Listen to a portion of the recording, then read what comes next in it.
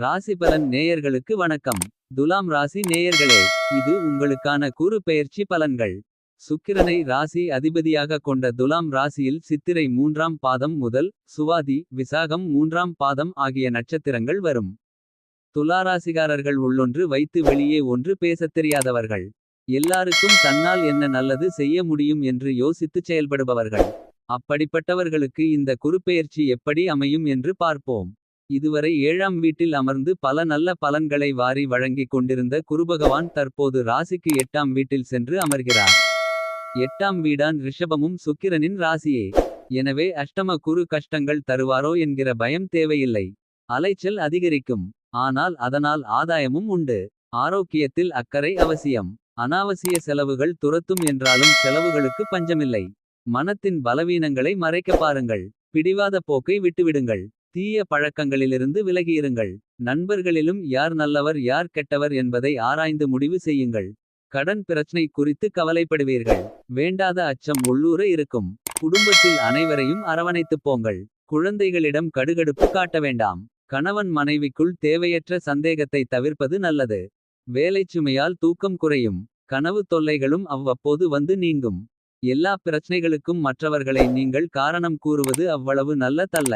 குருபகவான் 2 வீட்டை பார்ப்பதால் குடும்பத்தில் அமைதி நிலவும். பணவரவு உண்டு. பணம் வந்தாலும் தங்கவில்லையே என புலம்பினீர்களே. இனி பணப்புழக்கம் அதிகரிக்கும். சேமிக்கவும் செய்வீர்கள். வீட்டிற்கு தேவையான அத்தியாவசிய பொருட்களை வாங்குவீர்கள். பல சிந்தனைகளுடன் தூக்கமில்லாமல் தவித்தீர்களே. இனி ஆழ்ந்த உறக்கம் வரும். குரு உங்கள் சுகஸ்தானத்தை பார்ப்பதால் உடல் சோர்வு வீண் அலைச்சல் டென்ஷன் விலகும். அம்மாவுடனான மனஸ்தாபங்கள் நீங்கும். அவர் வழி சொத்து கைக்கு வரும். பழைய வாகனத்தை மாற்றுவீர்கள். அரசியல்வாதிகள் பரபரப்புடன் காணப்படுவார்கள். வீண் பேச்சில் காலம் கழிக்காமல் செயலில் ஆர்வம் காட்டுவது நல்லது. தலைமையின் பார்வை உங்கள் மேல் விழும். குருபகவானின் நட்சத்திர சஞ்சாரம் மே 1-24 முதல் 12 ஜூன் 24 வரை உங்களின் பாதகாதிபதியான சூரியனின் கார்த்திகை நட்சத்திரத்தில் குரு பயணிப்பதால் ஆரோக்கியம் பாதிக்கும். அலைச்சல் அதிகமாகும். சேமிப்புகள் கரையும். சிலர் உங்கள் மீது வீண் பழி சுமத்த முயல்வார்கள். மூத்த சகோதர வகையில் மனஸ்தாபம் வந்து நீங்கும். வாகனத்தில் அதிக வேகம் வேண்டாம். புது முதலீடுகளை தவிர்ப்பது நல்லது. அரசு வழக்கு சம்பந்தப்பட்ட விஷயங்களில் அலட்சியமாக இருந்துவிடாதீர்கள். 12 ஜூன் 24 முதல் 19 ஆகஸ்ட் 24 வரை மற்றும் 2 மணிநேரம் 12 நிமிடங்கள் 24 நொடிகள் முதல் ஏப்ரல் 5-25 வரை உங்களின் ஜீவனாதிபதியான சந்திரனின் ரோகிணி நட்சத்திரத்தில் குரு செல்வதால் வேலை கிடைக்கும். உத்தியோகத்தில் பதவியுயர்வு உண்டு. சவாலான காரியங்களை கூட கச்சிதமாக முடித்து காட்டுவீர்கள். வீண்பழி விலகும். குடும்பத்தில் மகிழ்ச்சி தங்கும். நகை வாங்குவீர்கள். கோபம் தணியும். வீடு மனை அமையும். வாகனத்தை மாற்றுவீர்கள். பொது நிகழ்ச்சி கோவில் விழாக்களில் முதல் மரியாதை கிடைக்கும். பிரபலமடைவீர்கள். மகளுக்கு திருமணம் முடியும்.